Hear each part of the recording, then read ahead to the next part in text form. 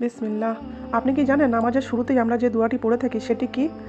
আমরা মুসলিম হয়ে আমাদের এটি জানা অবশ্যই প্রয়োজন যে আমরা আল্লাহর সামনে দাঁড়িয়ে কি বলছি। নামাজ একজন মুসলমানের জীবনের সবচেয়ে গুরুত্বপূর্ণ ইবাদত।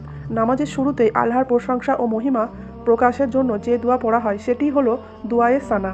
এই দোয়া ইবাদতের প্রতি মনোযোগ বাড়ায়। সুবহানাকা আল্লাহুম্মা ওয়াবি হামদিকা, অর্থাৎ হে আল্লাহ, আপনি পবিত্র এবং আপনারই জন্য সমস্ত প্রশংসা। ওয়া তাবারাকাসমুকা, আপনার নাম বরকতময়। ওয়া তালা জাদ্দুকা, আপনার মর্যাদা মহান। ওয়ালা ইলাহা গায়রুকা, এবং আপনি ছাড়া আর কোনো উপাস্য নেই।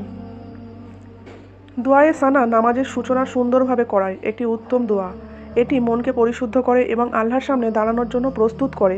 আসুন আমরা সবাই নামাজের শুরুতেই এই দোয়াটি পড়ার অভ্যাস করি। আল্লাহ আমাদের ইবাদত কবুল করুন, আমিন। আপনি যদি ফ্রি থাকেন তাহলে ভিডিওটি আরও 5 জনের মধ্যে শেয়ার করে দিন। জাযাকাল্লাহ খায়ের।